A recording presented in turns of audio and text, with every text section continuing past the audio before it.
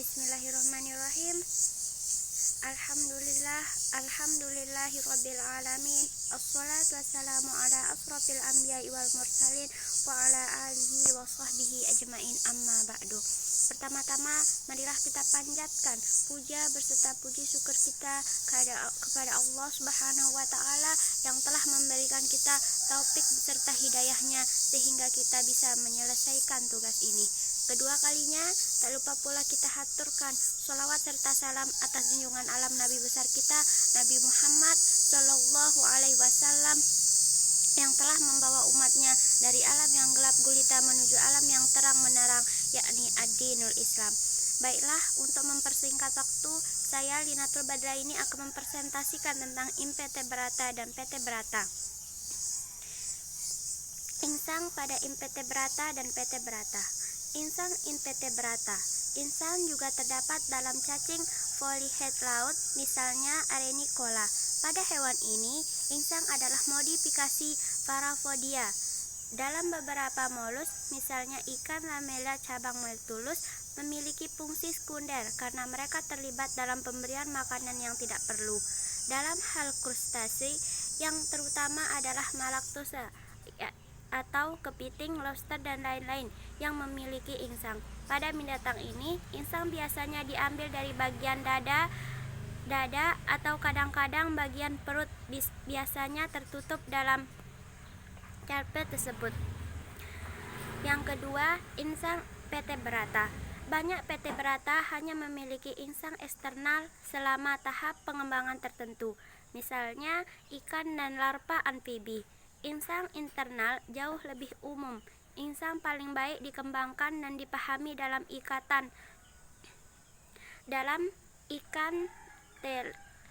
ikan teleos itu terdiri dari beberapa lengkungan insang yang mencakup dua baris filamen insang. Pada setiap filamen terdapat deretan insang lamella, yaitu tempat penuangan gas. Banyak ikan yang berenang cepat dan aktif, seperti tuna dan beberapa hiu, berenang dengan mulut terbuka dan karena itu mendesak air di atas insang mereka. Ini disebut ventilasi ram. Sistem seperti itu memang meningkatkan kebutuhan energi untuk berenang, karena itu meningkatkan hambatan dalam air. Selanjutnya, paru-paru invertebrata dan vertebrata.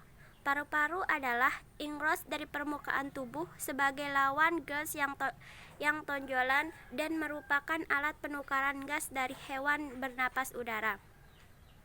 Paru-paru invertebrata.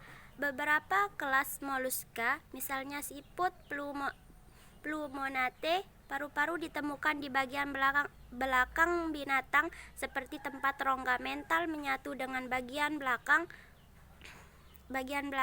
dan dapat ditutup ke atmosfer dengan menutup pneumostom. Invertebrata lainnya seperti laba-laba dan kalajengking juga memiliki paru-paru. Dalam hal ini, paru-paru disebut paru-paru buku dan terletak di permukaan perut dan terdiri dari lapisan lamele seperti insang ikan. Yang kedua, paru-paru vertebrata. Paru-paru vertebrata ditemukan pada amfibi, reptil, burung, dan mamalia. Amfibi menunjukkan keganjilan yang luar biasa dalam struktur paru-paru mereka, mulai dari rongga yang sederhana hingga yang vaskulasinya. Paru-paru yang sangat rumit.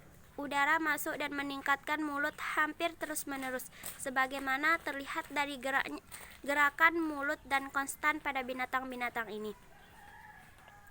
Paru-paru reptil. Paru-paru reptil adalah mereka berventiasi oleh pompa hisap.